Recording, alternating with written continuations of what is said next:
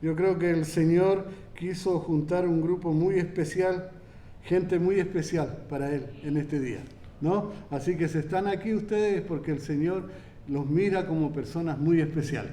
¿Amén? Eso es importante. Vamos a orar porque toda la iglesia venga. No sé qué pasa. Hay gente que está más asustada ahora porque de nuevo creo que anda el virus fuerte, ¿verdad? Pero nosotros confiamos en el Señor. Y mientras el Señor nos permita, vamos a seguir reuniéndonos. Amén, ¿no? Mientras veamos que el Señor está con nosotros. Muchas gracias por el agua. Gracias, hermanitas. ¿Qué sería de nosotros sin el agua, verdad, hermanos?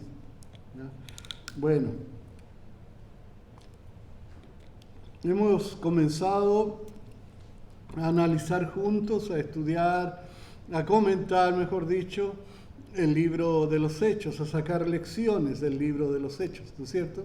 Ya llevamos 2 semanas, esta es la tercera. ¿Saben una cosa, hermano? Hoy vamos a hablar sobre Pentecostés. Pero antes de hablar de Pentecostés, quiero decir que esta era una fiesta, era una celebración de mucho gozo en el pueblo de Israel, era de regocijo, era un momento de acción de gracias siempre. Todos los años ellos celebraban el Pentecostés. La razón que celebraban era porque uno de los significados, tenía 2 significados. Uno era un significado agrícola. Se celebraba porque en ese momento, en ese tiempo, comenzaba la cosecha. Habían estado todo el año sembrando, era una sociedad agrícola que dependía de las cosechas. Todo lo que ellos tenían, su economía, todo estaba basada en la cosecha, en la agricultura. Entonces cuando llegaba el tiempo de cosechar era un momento de gozo, de alegría, de acción de gracias, y se celebraba esta fiesta que se llamaba el Pentecostés.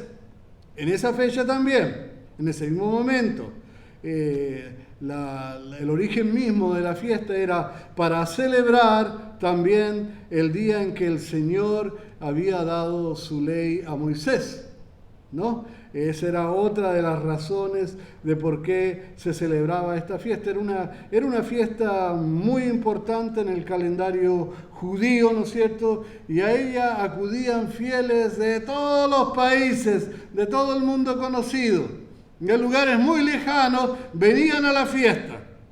El libro de los Hechos menciona algunos países desde donde llegaba la gente, sobre todo a esa fiesta especial, ¿no? De donde llegaron los peregrinos para esta celebración. Y en esta ocasión, que era una celebración judía, se transformó después en el comienzo de la predicación del ministerio evangélico de la iglesia cristiana, ¿no? Esa es también la inauguración del ministerio del Espíritu Santo en la iglesia. Es un momento especial, es un momento para recordar, sí, y para celebrar, claro, claro.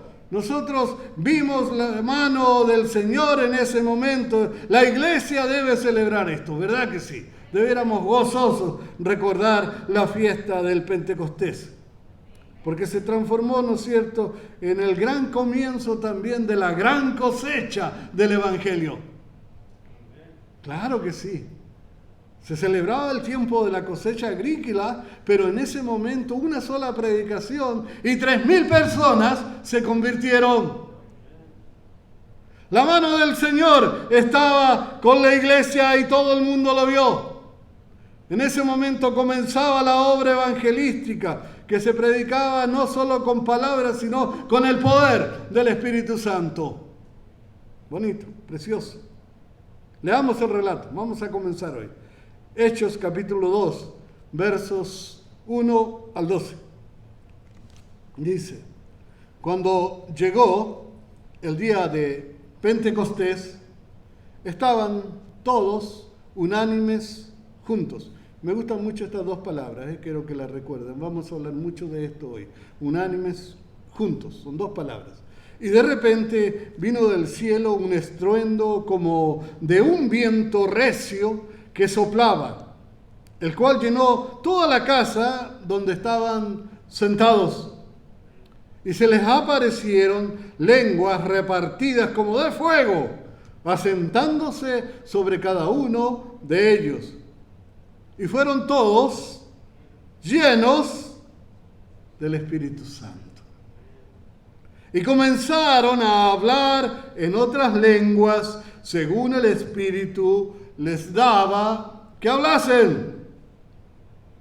Moraban entonces en Jerusalén judíos, varones piadosos de todas las naciones bajo el cielo.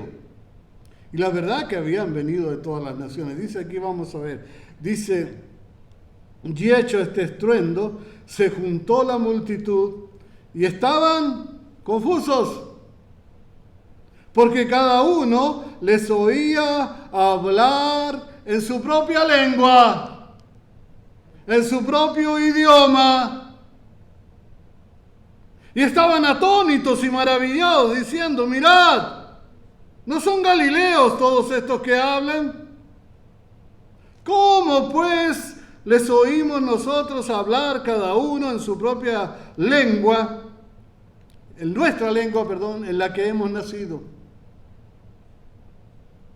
Partos, medos, elamitas, y los que habitamos en Mesopotamia, en Judea, en Capadocia, en el Ponto y en Asia, en Frigia, en Panfilia, en Egipto y en las regiones de África, más allá de Cirene, y romanos aquí residentes, tanto judíos como prosélitos, cretenses y árabes, les oímos hablar en nuestras lenguas las maravillas de Dios. Y estaban todos atónitos y perplejos, diciéndose unos a otros, ¿qué quiere decir esto? Esto sucedió después de la Pascua más grande que ha celebrado la humanidad, o que celebraron los judíos.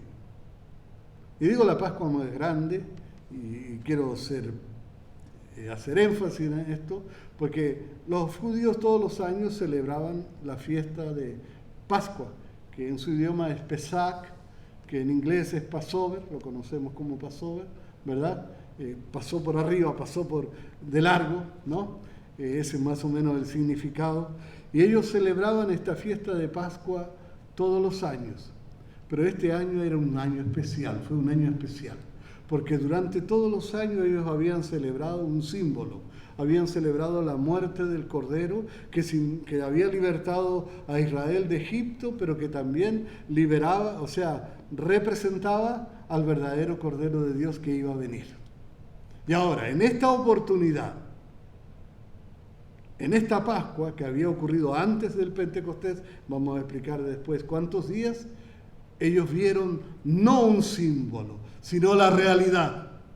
No vieron lo que se llama un tipo. Los que vinieron el miércoles hicimos bastante aclaración de lo que significa un tipo o un antitipo, ¿no? No era eso, no era un símbolo, no era un tipo, era la realidad. El Cordero verdadero, el Cordero de Dios que quita los pecados del mundo, había muerto para liberarnos del pecado y del poder del pecado y de la condenación del pecado. Había sido la Pascua más grande que jamás había ocurrido en la historia de la humanidad, o que en la historia de los judíos. El verdadero Cordero había sido sacrificado en la cruz y había sido en la fiesta de Pascua.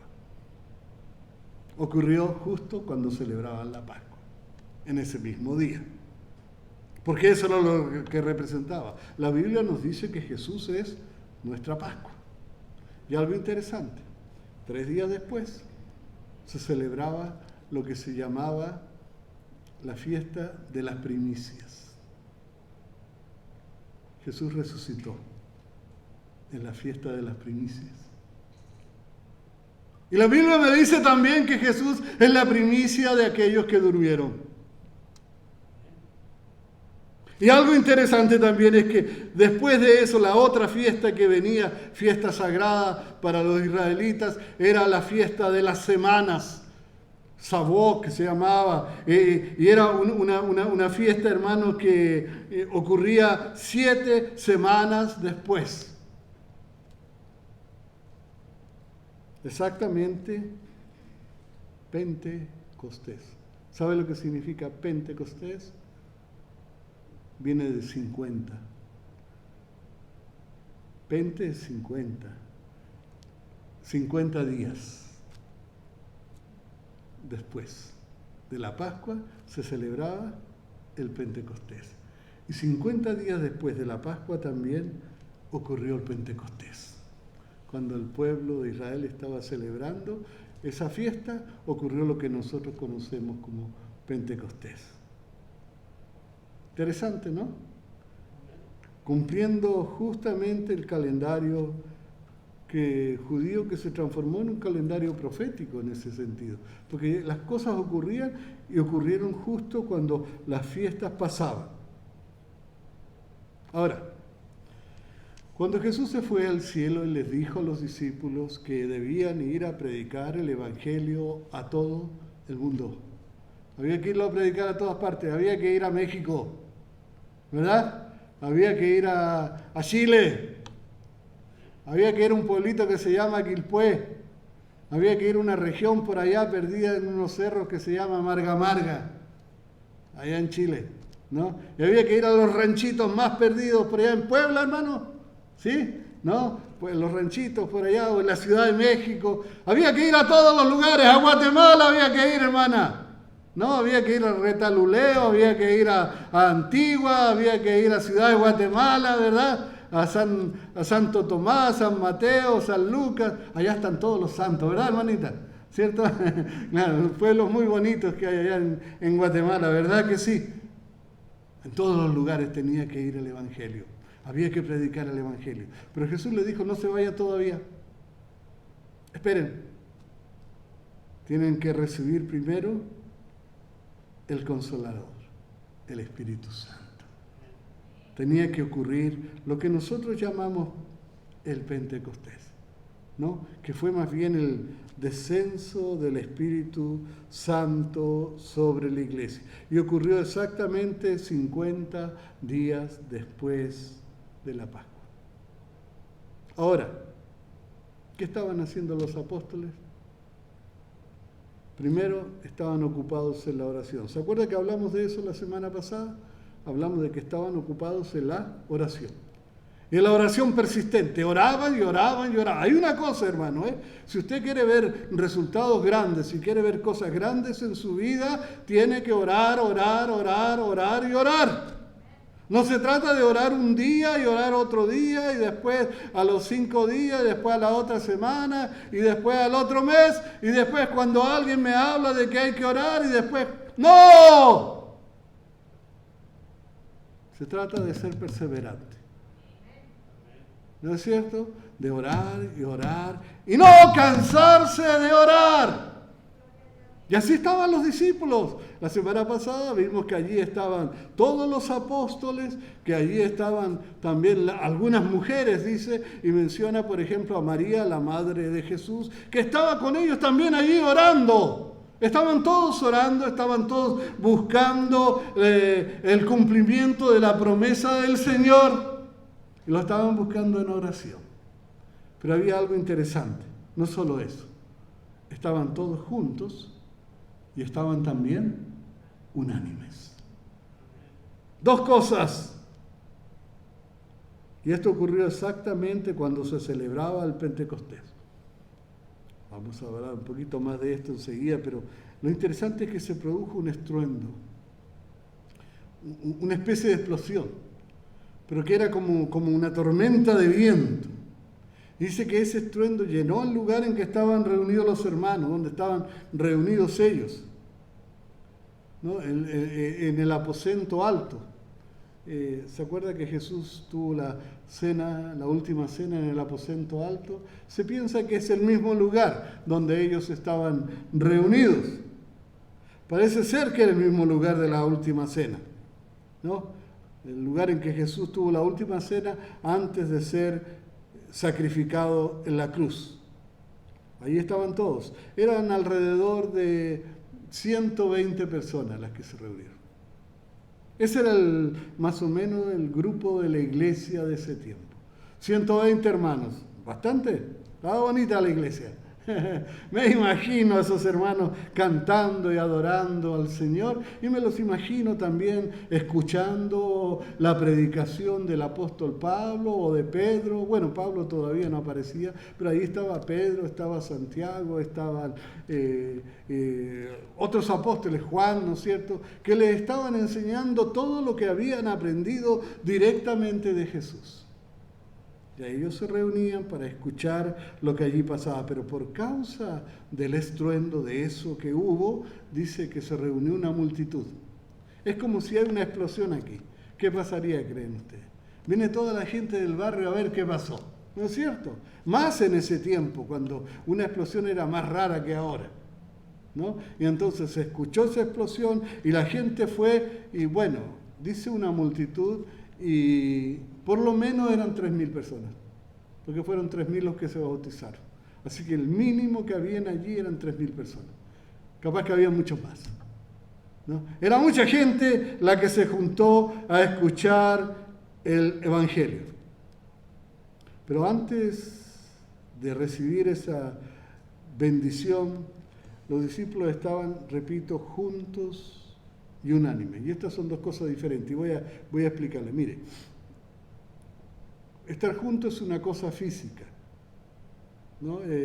Por ejemplo, Israel y su niñita están juntos. Pero estar unánimes es una cosa de la mente, ¿no? Son dos cosas diferentes. Lo voy a explicar. Ustedes pueden ver a un hombre, por ejemplo, un policía, que lleva preso a un delincuente. Un hombre que lo lleva preso por algo malo que hizo. Están juntos, están pegados, están ahí amarrados con una, ¿cómo se llama? Una esposa, ¿verdad? Están juntos, pero ¿están unánimes? No. Porque el policía está apuntando para allá, está tratando de caminar hacia donde está la cárcel, y el otro está tirando para el otro lado como queriéndose escapar y queriendo no ir a la cárcel. Entonces no están unánimes, están juntos, pero no están unánimes. No basta con reunirnos aquí en la iglesia, hermanos, juntos. No bastaría con que estuviéramos todos apretados juntos.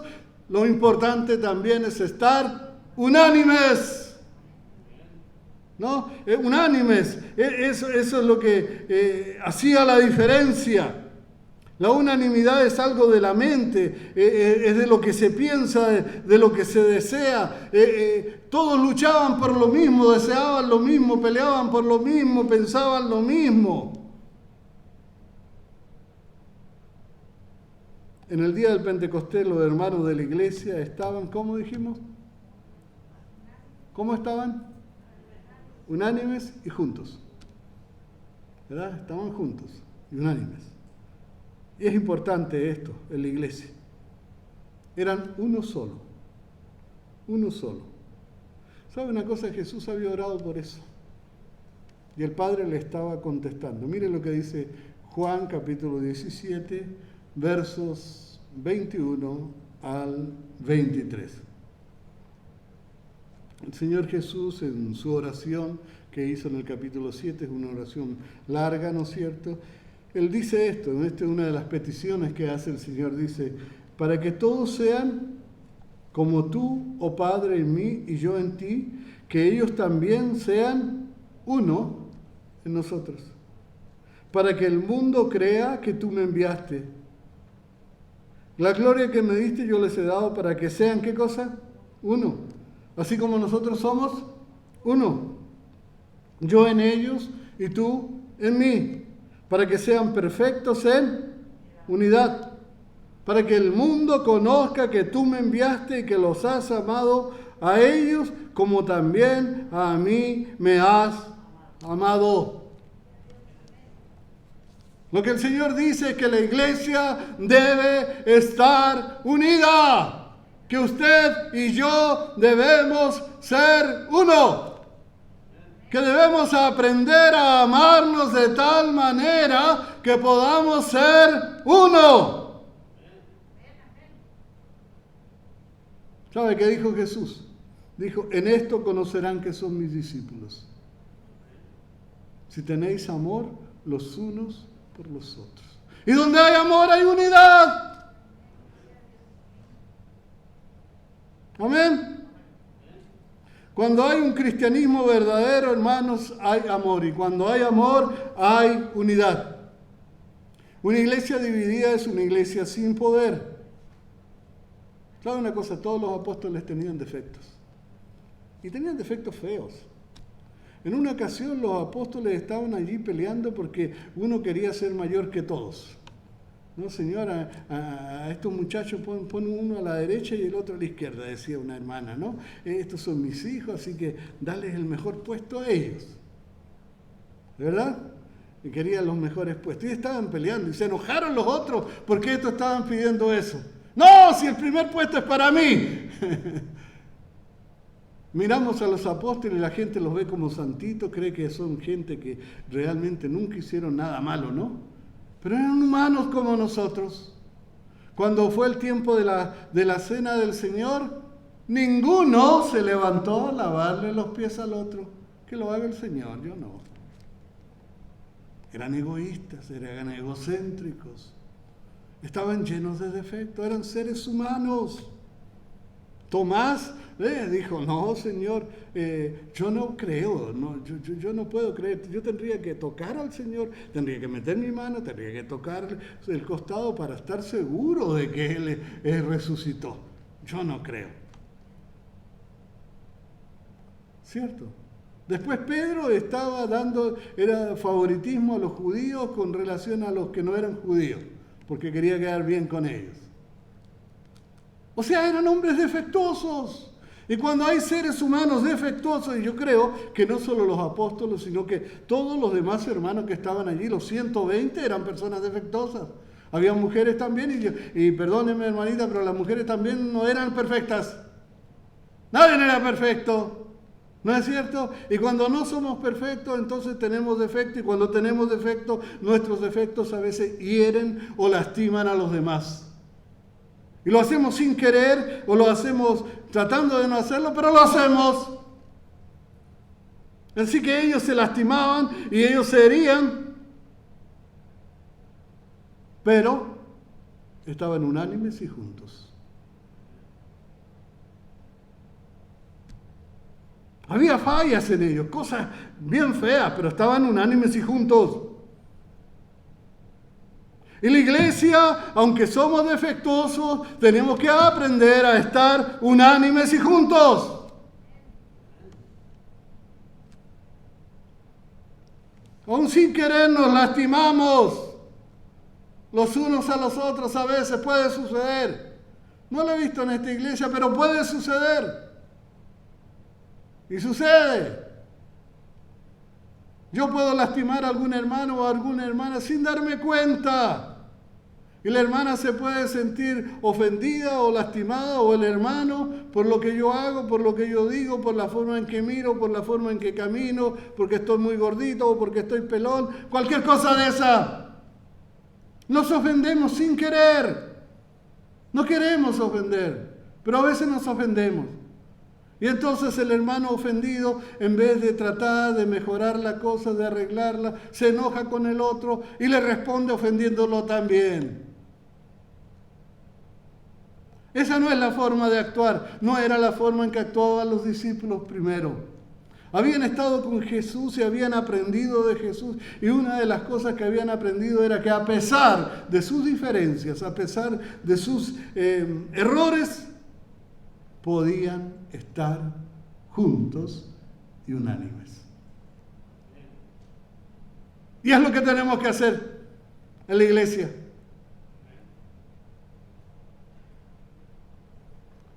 Los primeros cristianos habían aprendido a estar unidos a pesar de sus errores, de sus fallas, de sus pecados o de lo que usted quiera llamarlo y de sus diferencias. Era un grupo grande quizás no demasiado grandes, pero tenían muchas diferencias. Se dice que cada cabeza es un mundo, ¿verdad? Y allí había más de 120 mundos reunidos, así que imagínense el montón de problemas que habían allí. Pueden haber habido, pero ellos habían aprendido a amarse de tal manera que se mantenían juntos y unánimes. Ojalá nosotros aprendiéramos a hacerse, siempre así. Ojalá la iglesia cristiana aprendiera eso. Es muy importante, hermanos. Realmente estar unánimes, estar juntos, no es una opción. Es una necesidad, una obligación de la iglesia. Debemos aprender a perdonarnos, a respetarnos, a escucharnos, aprender que somos diferentes y que podemos enriquecernos gracias a esas diferencias. Claro que sí, hermano. Por ejemplo, yo canto bien mal, pero me enriquezco mucho con los cantos que hacen Israel, el hermano Samuel, con la música. Eso me ayuda a mí. Yo no puedo cantar igual, no puedo. Gracias a Dios porque los hermanos no son como yo. Gracias a Dios porque son diferentes. Nuestras diferencias debieran enriquecernos. Debiéramos aprovecharla, escuchar al hermano que piensa diferente. Si el hermano piensa diferente a mí, si sus diferencias me parecen demasiado grandes, debiera escucharlo. Tal vez hay cosas que yo no sé o que yo no he entendido. Y tal vez yo puedo aprender cosas que no he aprendido.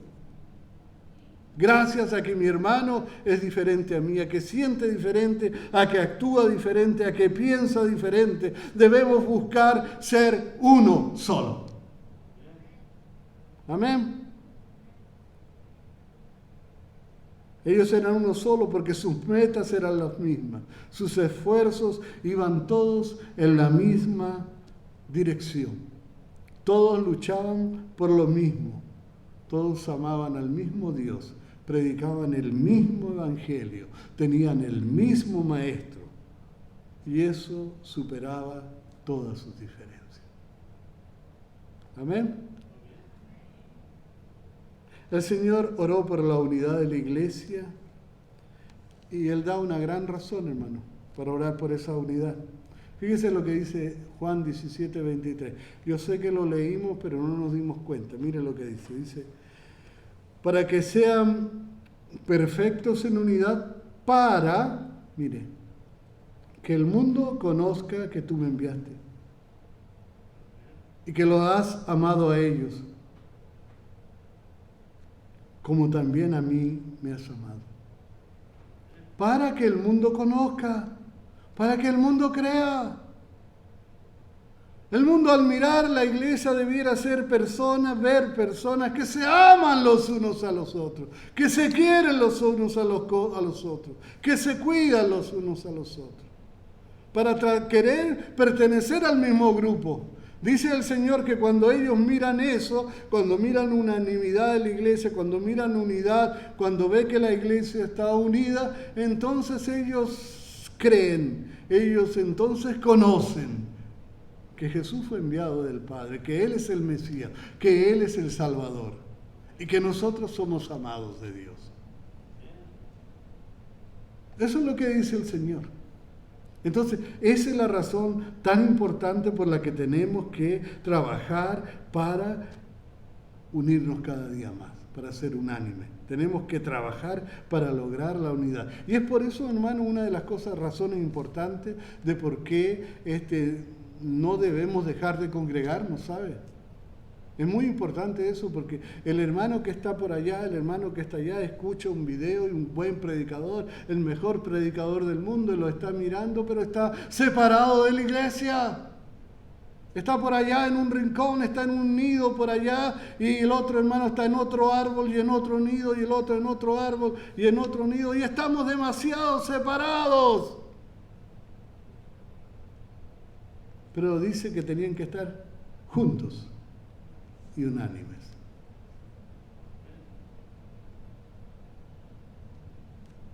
Eso es una de las razones por qué tenemos que trabajar. Y esto, como dijo, no lo vuelvo a decir, no es una opción, es una obligación.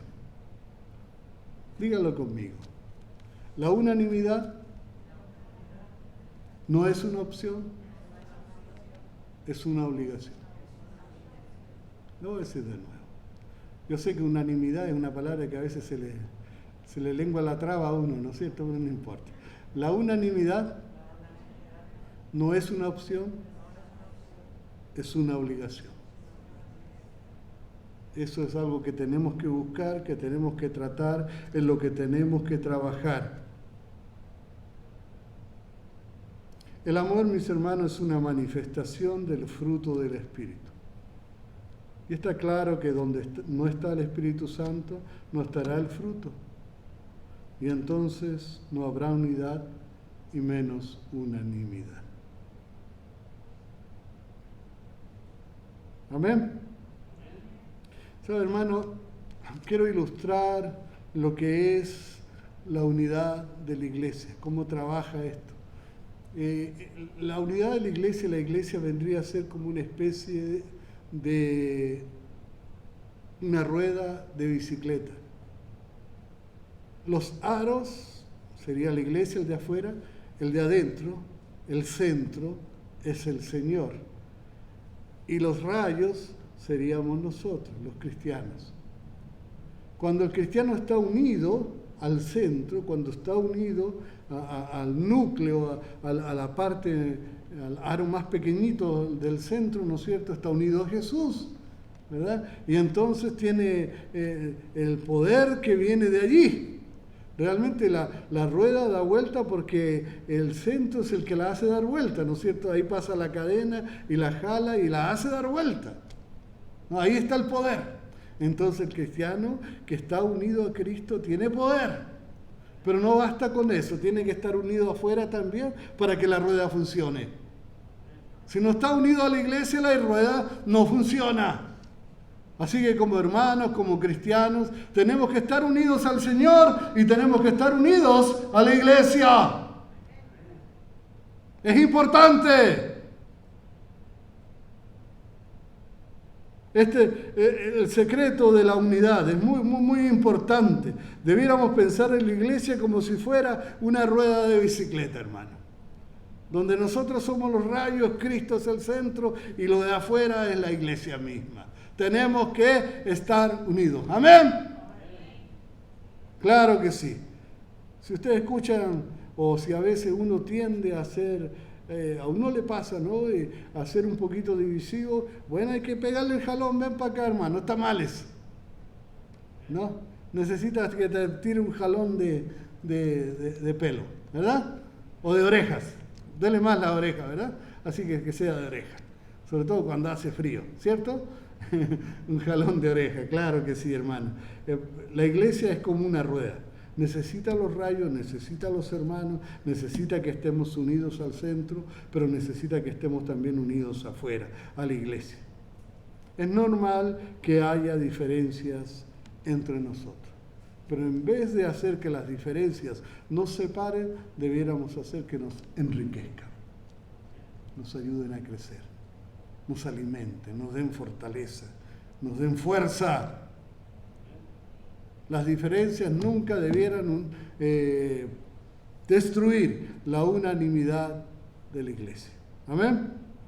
Entonces es importante arreglar cualquier diferencia. ¿Estás enojado con un hermano por cualquier cosa? Arréglalo. ¿No? No veo a nadie que esté enojado aquí, nadie tiene cara de enojado, no conozco a nadie que esté enojado con otro, ¿verdad? Qué bueno que sea así, pero si hay alguien que esté enojado, o si yo sé que alguien está enojado conmigo, debo hacer todo lo posible para arreglar ese problema, ¿no? Si el hermano puede ser que yo hago cosas que a lo mejor le ofendan, y les voy a decir que puede ser. Vengo de otro país, uso otras palabras, uso otro acento, y a veces eso lastima al otro hermano. Porque digo palabras que a lo mejor son ofensivas en su país. Me ha pasado. Y me ha pasado también todo lo contrario, que han dicho palabras que a mí me ofenden, pero entre ellos no son ofensivas. porque venimos de culturas diferentes, hemos crecido en lugares diferentes, pero eso no debe separarnos. A veces uno se enoja hasta por causa de un candidato político, hermano, y no importa quién sea el candidato y tampoco importa lo que defiende el uno del otro. La unidad de la iglesia es más importante que nuestras ideas políticas. Eso tiene que quedar claro también. Esto no quiere decir, hermano, que no podemos pensar diferente. Debemos pensar diferente. Sí, es bueno. A veces es bueno. Nos enriquecemos con nuestras diferencias. Pero debemos respetar lo que piensan los demás. Si piensan diferente, debemos escucharlo, analizar sus ideas. Quizás eso nos puede mejorar a nosotros, nos puede enriquecer, hacer crecer, cambiar o hasta fortalecer nuestras propias ideas. Lo importante es que nos puede ayudar a ser mejores personas. Hermano, pero no solo había unidad en la iglesia. Lo que me llamó la atención es que ese día descendió el Espíritu Santo, ¿verdad? En Pentecostés. Vamos a hablar más de Pentecostés, pero ese día, cuando yo leo esto, me doy cuenta de algo muy importante, es que los dones del Espíritu Santo, hermanos, tienen una gran razón, fueron dados por una gran razón, que es darle poder a la evangelización. La razón principal del descenso del Espíritu Santo es para que el Evangelio sea predicado con fuerza, con poder, para que llegue a los corazones, para que la gente se convierta. Los dones del Espíritu Santo no son para que un hombre crezca, para que un hombre sea admirado, para que un hombre sea aplaudido, para que un hombre sea seguido por los demás. ¡No! Es para hacer que la gente mire a Cristo, para que los ojos sean fijos en Jesús. Es para predicar a Jesucristo, es para predicar el Evangelio. Es para que la gente venga a la salvación. En ese momento, hermano, en esa ciudad había mucha gente que ya estaba preparada para recibir y para aceptar las verdades del Evangelio. Y el Señor lo sabía, y Él los reunió y los llevó para allá. Y el Señor también tenía a sus siervos escogidos preparados para comenzar la gran obra de la predicación del Evangelio. Pero había un problema. Y había un problema gigantesco. Existía una barrera que podía afectar la predicación. Y esta era una barrera que era necesario derribar. Recuerdo cuando yo llegué a este país, hermano, trabajaba yo con una imprenta por allí que producía libros de historias bíblicas para niños y todo eso. Y yo visitaba hogares. Yo pasé muchos años golpeando puertas para predicar el Evangelio. No quiero hablar mucho de eso, pero vendía libros y eso era lo que yo hacía por mucho tiempo, por muchos años. Pero había una cosa que me frustraba. Muchas veces llegaba a algunas puertas, a algunas casas, y la gente hablaba inglés y no hablaba español. Y muchas casas. Así a veces tenía que golpear 5 casas para encontrar una que me abrieran en español, y después tenía que tratar de convencerlo de que me dejara entrar para hablarle del Señor, ¿no? El idioma era una gran barrera. Porque si yo le hablo en español a una persona que no entiende español, que entiende inglés o entiende turco o lo que sea que entienda, el problema va a ser que no me van a entender. ¿Cierto? ¿Qué tal si de repente a la hermanita Margarita recibe una invitación y le dice: hermana Margarita, la invitamos para que venga a predicar a Japón? Y la hermana va a decir: ¿pero qué voy a hacer yo en Japón? ¿Me van a poner un traductor o qué voy a hacer? ¿No es cierto? ¿Cómo haría yo para predicar allá? Es posible que todos los apóstoles hablaran hebreo, y es posible que también hablaran griego, porque era el lugar en que estaban, ¿no es cierto? Ya por la influencia romana se hablaba mucho griego allí. Pero aunque hablasen en hebreo y en griego, había muchos que no lo iban a entender, que no los iban a entender completamente. Eran gente que venía de otros países donde se hablaban otros idiomas, donde habían crecido hablando otros idiomas. Y puede que hablaban un poquito de lo que se hablaba allí, se hacían entender, pero no entendían todo. Ellos tenían una lengua original, una primera lengua. Ellos hablaban, había un idioma que ellos entendían mejor que ningún otro. Y Lucas habla de eso, mire lo que dice Lucas en Hechos 2 del 7 al 11. Dice, y estaban atónitos, maravillados, diciendo, mirad, ¿no son galileos todos estos que hablan? ¿Cómo pues los oímos nosotros hablar cada uno en nuestra lengua en la que hemos nacido? Partos, no sé qué idioma hablaban los partos, pero estoy seguro que era un idioma diferente, por eso está mencionado aquí cuando habla de los idiomas, ¿no es cierto? Y medos, y elamitas, y los que habitamos en Mesopotamia, y en Judea, y en Capadocia, y en el Ponto, y en Asia, y en Frigia, y en Panfilia, y en Egipto, y en las regiones de África, más allá de Cirene. Y dice, y en las regiones, yo no sé cuántos idiomas del África de más allá, porque en África se hablaban muchos idiomas también. Entonces no sé cuántos idiomas había allí, y romanos aquí residentes, tanto como judíos, como prosélitos, cretenses y árabes, les oímos hablar en nuestro lenguaje las maravillas de Dios. Si usted cuenta todos esos idiomas, por lo menos habían 14 diferentes. Por lo menos, habían 14 o 15 diferentes, si contaban todos los idiomas que están allí. Lenguajes diferentes, idiomas diferentes. Y todos ellos necesitaban escuchar las verdades evangélicas y necesitaban entenderlas correctamente. Y si los hermanos les predicaban en hebreo y en griego, se habrían ido más vacíos que cuando llegaron porque no habrían entendido. O tal vez habrían entendido algo y otras cosas no. ¿Sabe? Yo entiendo inglés, hermano. Muchas veces yo he traducido predicadores y muchas veces lo he hecho, ¿no? He traducido gente que habla inglés, lo he hecho, muchas veces.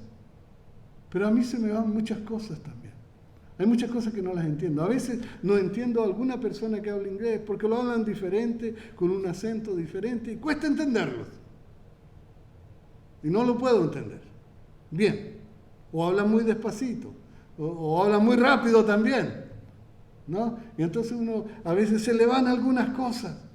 Porque el inglés es mi segunda lengua. Era necesario que esta gente lo escuchara en su primera lengua. Hábleme en español y yo le entiendo todo. ¿Cierto? Hábleme en inglés y a lo mejor se me van a ir algunas cosas. Pero esta gente escuchó el Evangelio en su propio idioma. Los dones del Espíritu Santo tienen un propósito definido. Todos los dones espirituales fueron dados para predicar el Evangelio. Y para que aquellos que escuchan supieran que el poder, que la presencia de Dios estaba con los predicadores. Sobre todo en ese tiempo. Y para que por lo mismo los que escuchan pudieran creer en el Evangelio. Todos los dones del Evangelio, del Espíritu Santo, todos los dones del Espíritu fueron dados para eso. Jamás fueron dados para exaltar al hombre, ni para que el hombre se hiciera rico, ni para que el hombre lucrara. Los dones del Espíritu Santo fueron dados para darle poder a la predicación del Evangelio. Y esa fue la razón que la iglesia en el día del Pentecostés recibiera el don de lenguas. Hermano, lenguas en este texto y en la Biblia significa idiomas. El don fue dado para que ellos pudieran hablar en idiomas que los que escuchaban entendían. Y fíjese una cosa, hermano, y esto es interesante, los apóstoles predicaban, pero a lo mejor ellos no entendían lo que estaban hablando. Ellos hablaban en su idioma, pero no entendían las palabras que ellos estaban pronunciando, porque ellos no sabían. Por ejemplo, los de Capadocia, creo que eso es Turquía, ¿no? Y entonces hablaban en turco. Y llegaba Pedro, le daba un tremendo sermón en turco, pero él no sabía turco. Y venía alguien de Turquía y le decía, oye, Pedro, que dijiste, explícamelo. Pedro no podría explicárselo porque él no entendía turco, a menos que hubiera un traductor. Para ellos eran lenguas desconocidas, que ellos no las entendían, no las conocían. Pero el propósito de que el Señor le daba el don era para que ellos creyeran que Él estaba con ellos. Hermanos, no importa cuál sea la dificultad con que tú te tengas que enfrentar cuando tengas que predicar el Evangelio. No importa. No importa cuál sea la necesidad tuya que tengas que superar para poder predicar el Evangelio. No importa cuán débil seas, no importa cuán pequeño seas, no importa que te falten palabras, el Señor va a suplir lo que te falta cuando haya que predicar el Evangelio. Y eso es una de las cosas que me enseña lo que pasó allí. Los apóstoles tenían un gran problema. Ellos eran pescadores, no eran gente muy bien educada, no sabían mucho menos, iban a saber todos esos idiomas.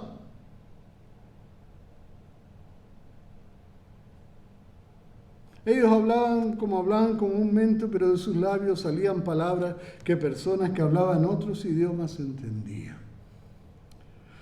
La verdad no sé cómo fue esto, había mucha gente, pienso que cuando Pedro predicó, todos estaban entendiendo en diferentes idiomas. A lo mejor Pedro predicó en griego o predicó en hebreo y los demás entendieron en turco, en alemán, en mexicano, ¿no es cierto?, en tarahumara.